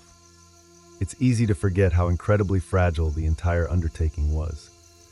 Letters were carried in lightweight pouches that could be passed between riders in mere seconds. Horses were rigorously trained to run full tilt over treacherous cliffs, through roaring rivers, and across imposing mountains. Riders were barely old enough to grow a beard. There were ambushes, stampedes, and blinding snowstorms, and still, against all odds, most of the mail arrived on time. The Express also left behind something more subtle, yet profoundly influential, a powerful template for how Americans would come to view risk and reward. Silicon Valley founders and Wall Street gamblers often speak with reverence about Pony Express energy, bold moves made fast, with the odds seemingly stacked against you. It's still widely used as a metaphor for attempting something seemingly insane simply because it just might work, even if it ultimately doesn't. Today, when you send a message across the planet in a second, it's hard to truly grasp what 10 days on horseback actually meant. But that's precisely the point. The Pony Express isn't remembered because it lasted. It's remembered because it dared to try. For one brief shining moment, a group of kids on horseback outran the world. And though they were eventually surpassed by the telegraph, the telephone, and the internet, they achieved what few ventures ever do. They made history, and then they became legend. And that, more than mere speed, is what made the Pony Express truly unforgettable. Before the violin gracefully found its place beneath the chins of concert masters and esteemed soloists, before it filled opera houses and intricate sonatas with aching emotion, it lived many varied lives under numerous names. Its profound story begins not in Italy but far earlier in the vast, windswept grasslands of Central Asia. Here, centuries ago, horsehair was strung across simple wooden bows to stroke the strings of instruments like the morin-cour and the rebab. These early bowed instruments, primarily used by nomadic herders, produced low, nasal tones that often mimicked the haunting human voice or the distinctive sounds of the animals they lived alongside. The underlying idea was revolutionary, utilizing friction rather than plucking or striking to sustain a continuous note. It was the foundational birth of an expressive technique that would echo across countless cultures. As crucial trade routes flourished, these nascent bowed instruments moved steadily westward along the legendary Silk Road, through Persia, into the Arab world, and eventually into southern Europe. The rebab, in particular, was carried into Moorish Spain during the 8th and 9th centuries, where it gracefully mingled with local musical traditions. Meanwhile, the Byzantine Empire developed the lyra, another significant bowed instrument that would later profoundly influence Eastern European designs. Each culture added its unique contribution, a different tuning, a new shape, an additional string. These instruments didn't evolve in a straight linear path. They branched out organically, much like a complex family tree. In medieval Europe, the rebab gave rise to the vielle and the fiddle, boxier bowed instruments held against the chest or tucked under the chin. These became the ubiquitous tools of wandering minstrels and church musicians, playing simple melodies in taverns, bustling streets, and courtly halls. Their sound was raw but intimately expressive, their construction basic but ingeniously clever. The bow had definitively arrived, and with it, a new way of conceptualizing music, not merely as a sequence of short, distinct notes, but as a flowing, continuous voice. But these early fiddles were still rudimentary compared to what was yet to come. Their shapes varied wildly, their tuning was often inconsistent, and there was no established standard form, no refined soundboard, no fingerboard optimized for true agility. Still, within their wavering tones and handmade quirks, the nascent soul of the violin was undeniably beginning to stir. The core concept was firmly in place. The deep desire for something more agile, more emotionally resonant, more profoundly human. It was simply waiting for the precise right hands, in the perfect place, at the opportune moment. As the Middle Ages gracefully transitioned into the vibrant Renaissance, Europe found itself awash in a torrent of groundbreaking new ideas about art, science, and critically, music. Amidst the rising cathedrals and burgeoning courts, a quiet but profound transformation was underway. The roughly hewn fiddles and viols of earlier centuries were undergoing a meticulous refinement, not only in their physical appearance, but, more importantly, in their fundamental purpose. Instruments were no longer simply for accompanying dances or providing liturgical drones. They were rapidly becoming sophisticated vehicles for profound artistic expression. By the 15th century, bowed string instruments had become commonplace throughout Western Europe. You could hear them in boisterous taverns, at joyous weddings, within elegant noble chambers, and in bustling theaters. However, no two instruments looked quite the same. The viol often possessed 5 strings, and its shape varied wildly from one maker to another. The lira da braccio, an Italian favorite, featured a broader body and a flatter bridge, making it ideally suited for playing chords, a popular choice among Renaissance poets and humanists who favored their verses being accompanied by music. But despite their burgeoning popularity, these instruments still harbored significant limitations. Their sound lacked sufficient projection, their tuning systems were notoriously unreliable, and their overall design was too clumsy for true virtuosity. Musicians and composers began to demand more flexibility, greater range, enhanced clarity, and increased responsiveness. They yearned for an instrument that could sing with the profound expressiveness of a human voice, yet simultaneously possess the agile clarity of a flute. A quiet revolution was already stirring in the world of instrument making. Skilled artisans across Italy and Germany were tirelessly experimenting with precisely curved wood, innovative new varnishes, and more precise carving tools. They weren't merely shaping wood, they were meticulously sculpting resonance. Luthiers began to intuitively understand that the intricate shape and varying thickness of the wood dramatically influenced the sound it produced. Thinner tops vibrated more effectively, rounded backs projected sound further, and arched bridges allowed for the nuanced playing of individual strings. Musical tastes were also rapidly evolving. Composers began writing increasingly intricate and demanding parts for bowed instruments. The demand wasn't solely for rhythm or simple harmony, it was for rich, lyrical melody and soloistic expression. The stage was being meticulously set for a new, refined type of instrument to emerge, one that was compact, agile, and profoundly expressive. Europe now possessed all the essential ingredients: the centuries-old lineage of bowed instruments, the surging artistic energy of the Renaissance, and a new class of master builders poised to carve out the musical future. All that was missing was someone bold enough to completely reimagine the instrument from its very foundations. And in the small Italian town of Cremona, that someone was about to pick up a chisel. In the fertile plains of northern Italy, nestled along the meandering Po River, lies the unassuming town of Cremona. During the 16th century, it was neither a grand capital nor a formidable military power, but it was home to something entirely different: craftsmanship at its absolute finest. This was a place where dedicated guilds of builders, artisans, and instrument makers masterfully transformed raw wood into veritable miracles. And it was here that the violin, as we recognize it today, was truly born.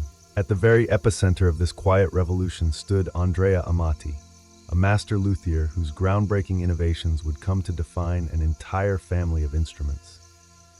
Building upon the existing lira da braccio and other Renaissance fiddles, Amati ingeniously streamlined the body shape, meticulously refined the arched top and back, and crucially, standardized the proportions. His creations were not mere experiments, they were definitive templates. He introduced the distinctive F-shaped sound holes, which not only allowed for superior sound projection, but also helped stabilize the instrument's delicate structure. His instruments were noticeably smaller, lighter, and far more responsive than anything that had come before. And most importantly, he tuned them consistently in perfect fifths, a tuning system that endowed the violin with its uniquely vocal and remarkably agile range. By the mid-1500s, Amati's meticulously crafted violins were being commissioned by royalty, including King Charles IX of France, who famously ordered a set of 24 instruments for his royal court. These were not simply musical tools. They were potent status symbols, often hand-painted and gilded, beautifully blending intricate engineering with visual artistry. Cremona rapidly became the undisputed epicenter of violin-making excellence. Other distinguished families soon followed the Amati tradition, most notably the Guarneri and Stradivari dynasties. They didn't merely copy Amati's designs, they skillfully refined, stretched, and deepened his profound vision. The violins emerging from Cremona were no longer anonymous workshop items. They were signed works of unparalleled genius, each possessing its own distinctive tone and soul. Why Cremona? Some speculate it was the superior quality of the maple and spruce wood readily available nearby. Others point to the ideal climate, perfectly suited for slowly and evenly drying wood. Still others credit the tight-knit guild culture, where invaluable techniques were meticulously passed down through generations of apprenticeships, and crucial secrets were never committed to writing, always spoken. Whatever the precise reason, Cremona became to violins what Florence was to painting, a true birthplace of artistic brilliance. From these narrow cobblestone streets, an instrument emerged that could whisper with delicate tenderness, or weep with profound sorrow, leap with joyful agility, or lament with heartbreaking expressiveness. An instrument that would go on to shape centuries of music across Europe and far beyond. By the early 17th century, the violin had decisively outgrown its birthplace. No longer confined solely to the luthier shops of Cremona, it began to travel extensively, from royal court to royal court, from grand chapel to intimate chapel, and across the intricate borders of Renaissance Europe. And with each journey, it steadily gained power, immense prestige, and profound purpose. Italy, of course, remained the vibrant heart of violin culture. Composers like Claudio Monteverdi were among the very first to prominently feature the violin in formal compositions. In Monteverdi's Orfeo, 1607, widely considered the first great opera, violins were used not merely for accompaniment, but to powerfully express mood, raw emotion, and divine grandeur. The instrument was no longer a rustic fiddler's tool. It was a sophisticated theatrical voice, capable of nuanced seduction, profound sorrow, and triumphant declaration. Soon Italian violinists and master instrument makers carried their highly prized craft abroad. They migrated to Germany, Austria, and France, where royal courts eagerly embraced the latest musical fashions. The violin swiftly became a consistent fixture in chamber ensembles, greatly valued for its clarity and brilliant sound. In Paris, the royal court of Louis XIV enthusiastically adopted it. The Sun King even maintained an official 24-member violin band, Les 24 Violons du Roi, a powerful endorsement of the instrument's rapidly rising status. Meanwhile, Germany and Austria began developing their own distinct schools of violin playing and construction. Makers like Jacob Stainer meticulously crafted instruments with a broader, deeper body, favoring a warmer, richer tone over the sharper brilliance characteristic of the Italian designs. Violinists such as Heinrich Biber pushed the instrument's technical boundaries, composing demanding solo works replete with intricate ornamentation and deep emotional complexity. Churches too readily embraced the violin. It accompanied choirs, filled immense stone cathedrals with soaring melodies, and became an integral part of sacred oratorios. No longer considered too sensual or secular, it was now fully accepted into the highest realms of spiritual music. By the end of the 17th century, the violin had become far more than a mere curiosity. It was absolutely essential to composers, to performers, and to discerning audiences alike. It was equally at home in a smoky tavern, a grand royal ball, or a candle-lit cathedral. And it wasn't done yet. Next came the golden age of violin making, and the legendary rise of a name that would become eternally synonymous with perfection, Antonio Stradivari. If Andrea Amati gave birth to the violin, Antonio Stradivari perfected it. Born in Cremona in 1644, Stradivari was trained in the venerable tradition of the Amati workshop, but he quickly moved beyond mere imitation. What he meticulously created in the late 17th and early 18th centuries would become the undisputed gold standard, not just for violins, but for musical craftsmanship itself. Stradivari's instruments weren't merely beautiful, they were truly transcendent. With a keen, almost intuitive eye for wood selection, subtle asymmetry, precise shaping, and a still mysterious varnish that added profound depth both visually and sonically, Stradivari violins possessed a tone that was remarkably clear, incredibly powerful, and hauntingly warm. They could effortlessly project to the very back of a large concert hall, yet whisper with intimate tenderness to a single listener. Stradivari built over 1,000 instruments in his lifetime, including violins, violas, cellos, and even guitars. Approximately 650 of these masterpieces survive today, each one named like royalty: the Messiah, the Soil, the Lady Blunt. Many are still played by the world's greatest soloists centuries later. Their sound remains utterly unmatched.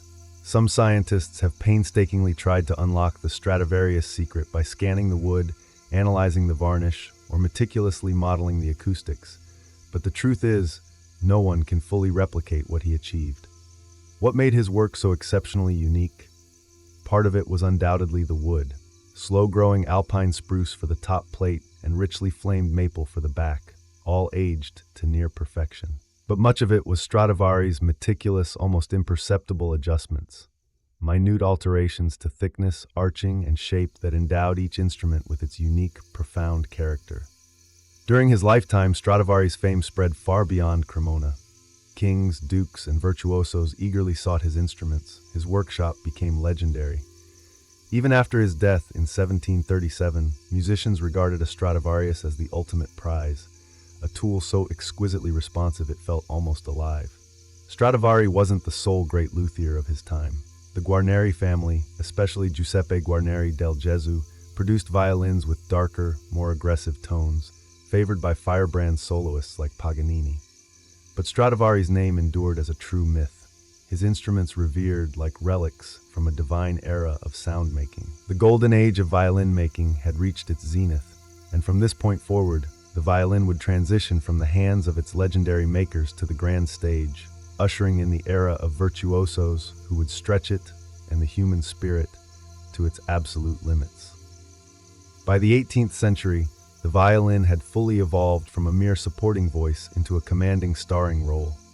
It no longer simply filled in harmonies or led dance rhythms. It began to speak, as if endowed with a unique personality of its own. And in the hands of a new breed of performers, the virtuosos, the violin became an instrument of profound awe. One of the earliest stars was Arcangelo Corelli, whose elegant and expressive sonatas helped define the violin's crucial role in Baroque music. He wasn't a flashy showman, but his playing was widely admired for its grace and exquisite control. His compositions laid the essential groundwork for generations of future violinists, meticulously emphasizing phrasing, tone, and underlying structure. Then came Antonio Vivaldi, the fiery Red Priest of Venice, a brilliant composer and captivating performer. Vivaldi penned over 230 violin concertos, most famously the iconic Four Seasons. These pieces weren't just music, they were vivid theatrical experiences, filled with imitations of birdsong, dramatic thunderstorms, and lively pastoral dances. Vivaldi unequivocally showed the world that the violin could not only sing, but it could tell complex stories. As musical tastes shifted toward the classical era, the violin remained at the absolute forefront. Composers like Mozart and Beethoven wrote numerous violin sonatas and concertos that demanded immense nuance, breathtaking speed, and deep emotional intelligence from the performer. The violinist was no longer just a technician. They had to be a storyteller and a dancer, moving seamlessly with the orchestra and breathing life into every single phrase. But it was in the early 19th century that the very idea of the violinist as a mythic figure reached its dramatic peak, thanks to Niccolò Paganini. With his gaunt appearance, seemingly supernatural stage presence, and seemingly impossible technique, Paganini was far more than a mere musician. He was a true phenomenon. Audiences whispered that he had made a pact with the devil. His fingers flew across the strings in dizzying displays of double stops, harmonics, and complex left-hand pizzicato. His 24 caprices for solo violin remain a towering Everest for modern players. Paganini changed everything. After him, violin playing would never be the same. He dramatically elevated the instrument's celebrity and ushered in an age where soloists were revered almost as much as kings. With every bow stroke, the violin was no longer just an instrument. It was a living voice, sometimes divine, sometimes demonic, always utterly unforgettable. As the violin steadily grew in power and prestige throughout the 18th and 19th centuries, it also became the undisputed cornerstone of the orchestra. Once a companion to singers and lutes, the violin now confidently led the charge, melodic, exquisitely expressive, and remarkably versatile. It became the instrument composers universally relied on to carry their grandest musical ideas. The transformation began with the Baroque orchestra, where strings already formed the fundamental foundation. Violin sections, first and second, emerged to provide both harmony and intricate melody. Composers like Bach and Handel allocated prominent roles to the violin in their concertos and orchestral suites, but it was still fundamentally part of an ensemble identity. There were no massive string sections yet, just tight, intimate groups. Then came the classical era, and everything dramatically expanded. Composers such as Haydn and Mozart meticulously shaped the modern symphony, and the violin definitively took center stage. Haydn, often called the father of the symphony, built rich, perfectly balanced orchestral textures with violins serving as the primary melodic engine.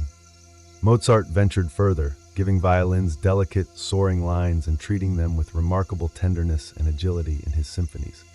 The violin could be playful, tragic, or divine, all within a few measures.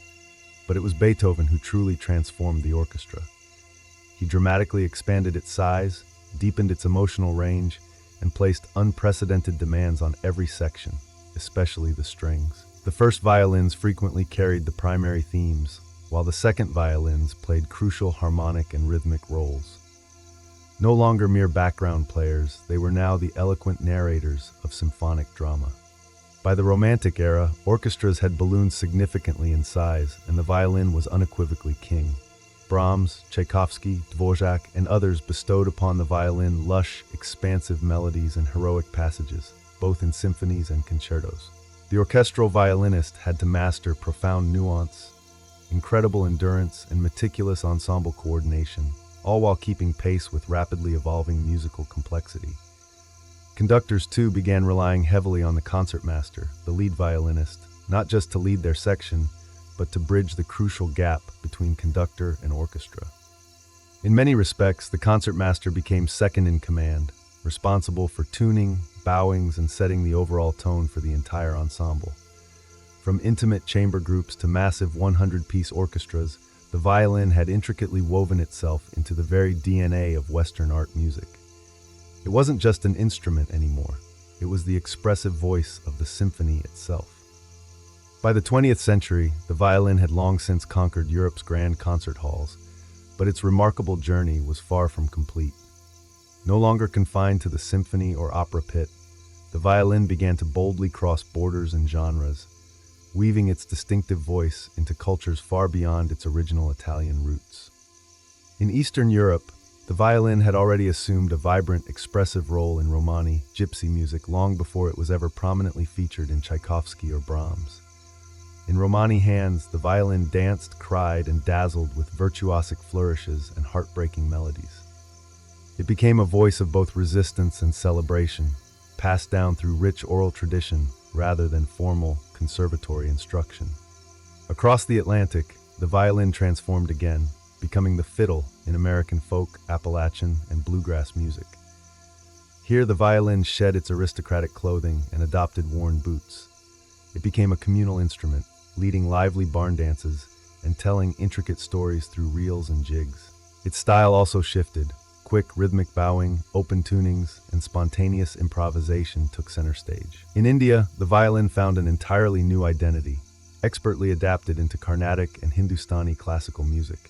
It was played seated, resting on the floor, its scroll angled toward the player's ankle. Indian violinists mastered microtones, intricate slides, and complex ornamentations foreign to Western ears, yet perfectly suited to the nuanced raga and tala. The instrument had successfully crossed a profound cultural bridge and become something uniquely Indian. Meanwhile, in Latin America, the violin flourished in vibrant mariachi bands and diverse folk ensembles. In Argentina, it danced alongside the bandoneon in the smoky world of tango. In Mexico, it serenaded with soaring lines over trumpets and guitars. Everywhere it traveled, the violin adapted, not by dominating, but by keenly listening and seamlessly blending. Jazz propelled the violin yet another step forward. In the 1930s and 40s, players like Stéphane Grappelli transformed the instrument into a swinging, playful lead voice in the hot club of France. Later, Jean-Luc Ponty and Regina Carter redefined the violin for fusion and modern jazz, proving it could groove, bend notes, and improvise with the very best of them. By the 21st century, the violin had truly become a global citizen. It could eloquently speak any musical language: classical, jazz, folk, experimental. Its voice could be lush or raw, precise or wild. And still, through every transformation, it remained unmistakably itself. In today's world, the violin stands at a fascinating crossroads, a timeless instrument in a rapidly changing age. It still firmly holds its throne in orchestras, grand concert halls, and esteemed conservatories, yet it also thrives robustly in genres and places the old masters could never have possibly imagined.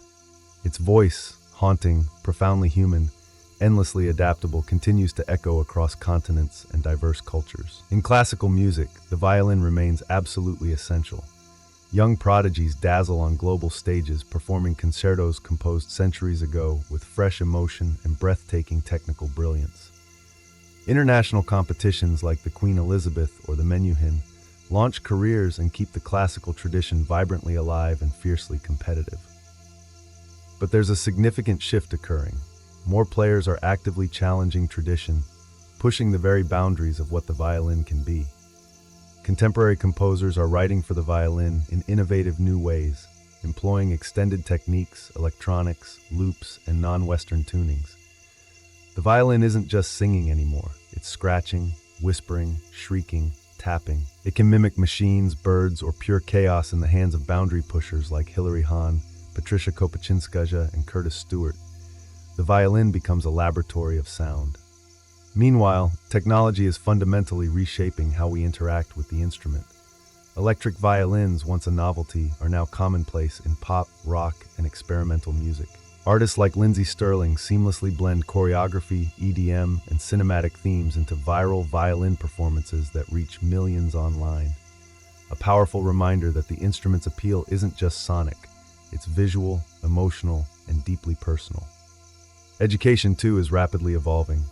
With YouTube tutorials, online masterclasses, and digital sheet music, the violin is more accessible than ever before. A student in Nairobi or Limerick can learn from a Juilliard professor with the mere tap of a screen. But alongside this democratization comes a crucial challenge: how to preserve depth and discipline in a world seemingly obsessed with instant gratification and speed.